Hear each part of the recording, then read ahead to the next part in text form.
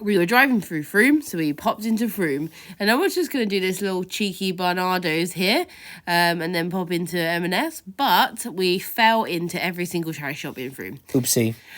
So come along with us. We'll probably do a little live haul or mini haul or talk about some of the items over on Instagram. So if you're not following the Instagram as well, then you're missing out on life. What is the Instagram, Bethany? It is linked down below, but I think it's just at the Luxury Pickers. Well, that's awkward. Okay, moving on.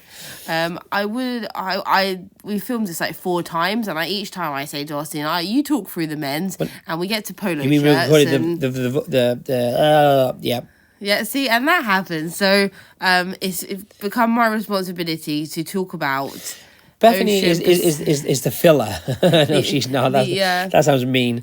But to be quite honest, with in Froome, there's a lot of, I don't know why, but there's a lot of polo shirts. And Beverly just said previously, I don't see a lot of people wearing polo shirts on a daily. And I think it's because they all end up in this charity shop. Specifically, there's another one. So don't know why, but there are a lot of polo shirts. There were a lot of good polo shirts, so we didn't get any of those. But there is a lot of shirts nonetheless. A Henley, that's a Henley. A Henley is like a non-collared t-shirt with buttons. Oh yeah, like a t-shirt version of a Grandad collar. Yeah. Yeah, kind of. I don't know if anyone says that anymore. Yes, the thing. Yeah. Just Google it. Google it. But there's nothing particularly standout-ish. We haven't found any really good men's stuff in a while, so sorry all the men that watch our videos. Do you know what? I think a lot of it gets picked for Depop and stuff, but actually because a lot of the Depop generation, as I like to call them, this is cool, they wear men's. Male and female wear men's. So this is a vintage Umbro training top. It's like a denim. It's cotton, but it's like, well, denim is cotton, I guess, but it's kind of like a heavyweight denim, isn't it? It's so but nice. It's washed. Okay, that's that gone. But yeah, it's printed on the chest and on the back as well. It's got kind of a soft kind of elastic V shape in the neck. That I was just pulling out to show you kind of... Armani Exchange is one of the sort of like sister companies of Armani, Emporio Armani Collezione. I think there's like Armani 27 jeans, Armani companies. Armani have lots of different... And it's not just that, they've branded very differently through the years as well. Yeah. So like you'll see lots of different stuff. You just got to use a bit of an editing eye when it comes to Armani, because some of it sells really well, some of it doesn't sell very well. I don't have great experience with it. I don't particularly like it as a brand. But I find it very similar to Hugo Boss, but I think Hugo Boss sells better. This one was interesting. It was Michael Kors in pink. It was £15 a coat, which normally wouldn't be too bad. The only issue is it was sold as seen, and anyone watching... It wasn't just sold as seen. It was sold as marked. It was marked, was it? Marked. Okay, even worse. I was just going to say, anyone who sees the kind of sold as seen thing, tag, is like, ugh, really? Why? And at £15 still, that's an expensive coat if it's marked specifically. Yeah, sold as seen scares me just because it takes so long to find out what's wrong with it. It's not even that, but if you're saying it's marked, then I'll take it for £1. This was a good one as well. I think a lot of people missed this, and I think it was mispriced. How much was this? Do you remember? £5.50. And it is, the labels come off there, but that being so back. And it's creased as well, the label, so you can't actually see the brand. It's incredibly dirty. It's going to have like 74 washes, but like, I mean physical mud on it. But it's really nice condition though. It's a hush, I don't know, it's a hush coat with a fur lining, and it's got like a shearling fleece. No, it's not shearling, it's like a fleece lining. No, there's a full lining. Yeah, Look at it. Yep. Yeah, so it's £5.50. I've been looking at comps, and I probably will put them in. I think they go for about 50 quid or something like that. But Hush normally sells really fast and really well, so... And the funny thing was with that, you actually pulled out her dress in the same shop, which was a cotton small dress. It was a size 8, that's why I didn't show you. But it was what, like 15, 20 quid or something? It was £15. It had stars in it. It was really nice, but it was a size 8. I just don't need it. What I'm saying is I think they not necessarily missed, but maybe didn't kind of see the value in the coat because the label was so smushed. If you haven't been to Froome, Froome's a really cool town. Everyone loves it. Like, it's like the coolest town around. They have a big independent market, and it's like... This video is probably not showing off Froome to its best, to be really honest, because this is just charity shops, as you can imagine. But they do get good stuff every now and then. Yeah, they do. And sometimes it's really, really high-end also. So always worth checking it out. However, another reseller found an Hermes tie recently, literally like 2 days ago. So I was like, oh, I'm not going to find anything. But we found this coming up. Austin's adjusting his hands, I believe. Yeah.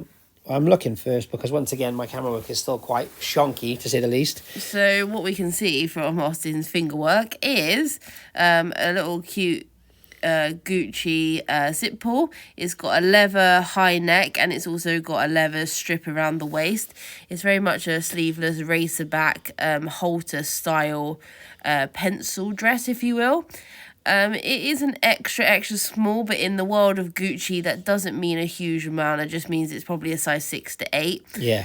Agreed. It's got a tiny bit of stretch in it as well, which goes for it. I'm never put off with sizing of high-end garments because the majority of garments made are small. Yeah. So there will be more of them out there. And I'm in a lot of women, all sizes, shapes, etc. buy the designer wear. So there's a bigger market for it. Let's just say that. Yeah, I think that's a really good point to make because obviously a lot of resellers in general go for kind of the bigger sizes, which I know sometimes they sell quicker, sometimes they don't, whatever.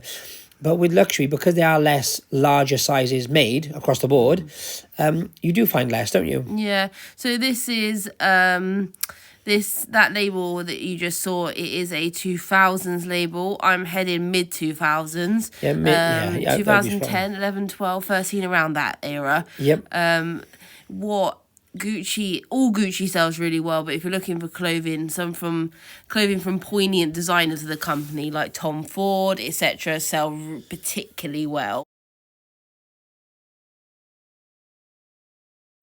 If you've seen House of Gucci, you would know that. We also found this Anglomania Vivienne Westwood dress. Yeah. For anyone who wants to know, Anglomania is it's like C by Chloe. It's an offshoot of the Vivienne Westwood brand.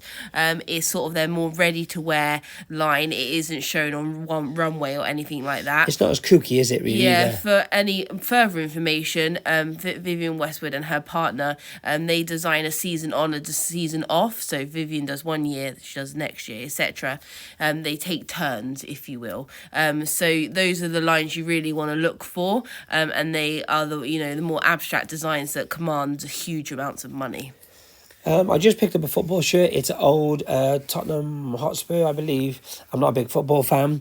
Tottenham Hotspur shirt. It's actually it's a non-branded version. It's an Adidas shirt originally, but I've got a chap who I sell anything football vintage wise too, and he actually said there's some serious value in it because of the era that it was kind of produced 80s, for, if you will, and the actual labelling it was very old, so it was it's a replica but from that era still, which also command money if you want, there's a huge market for that kind of thing. And Depop as well. Depop, the football shirts sell really well, and I find. Do you find? True. Or football memorabilia-y things. To be honest, that's where I actually first got introduced to this chap we're talking about. And I think at one point we sold a bundle of maybe 30 or 40 shirts? Mm-hmm. More or less. About 25 to 30, but we did 600 on the lot, didn't we? And to be fair, some of them were worth £100 each, but once again, it's not something we do. I knew him, and to be fair, he'd helped me out a lot with different kind of stuff as regards to football shirts. So I thought just pass them on. We made a good amount of money on it, and I'm guessing hopefully so did he as well. So if anyone else buys football shirts, and just hook us up in the comments, and we can sell them to you. Yeah, because we find them all the time. We do. And I don't personally like listing them or selling them. Well, I was just going to say, that's what makes the world go round. Yeah. Do you know what I mean? I just think sometimes it sounds cheesy, but helping each other, it doesn't hurt. I don't want to have a collection of football shirts. It's not my thing.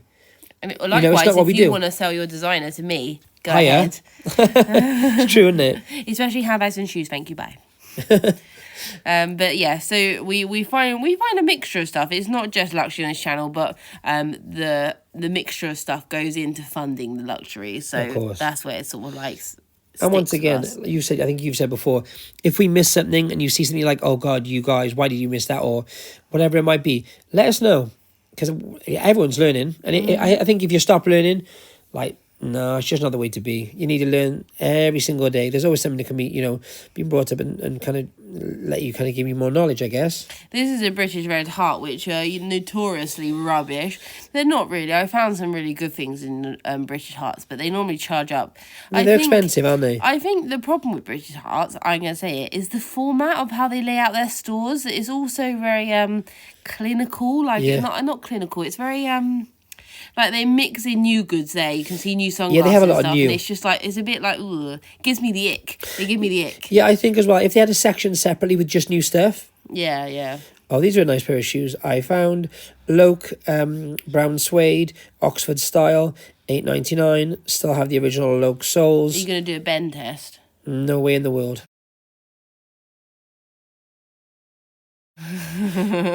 Against the bend test. Let's just wreck some leather soles. No, that's exactly it. And to be honest, they no, are just not my thing. But we did pick those up, and you're probably going to see that in a minute. Men's shoes. Someone asked me about men's higher end shoes the other day, in the comments. And to be honest with you, a lot of the higher end brands always cross over, like your Louis Vuitton, your Chanel, your Gucci's. They always cross over men's and women's. But if anyone's asking in terms of like higher end men's shoes, we always pick up Lokes and we always pick up Churches. There's also another custom shoe brand called John Lobb. And if you ever see those, you're in for the big bucks, because they are expensive shoes that at one point were just sold via Hermes stores, but now they still make custom ones and offline ones via their website, etc. And those are amazing. John Lobb. Maybe one day we'll do a story on that as well. That was interesting, wasn't it? Yes, John Lobb.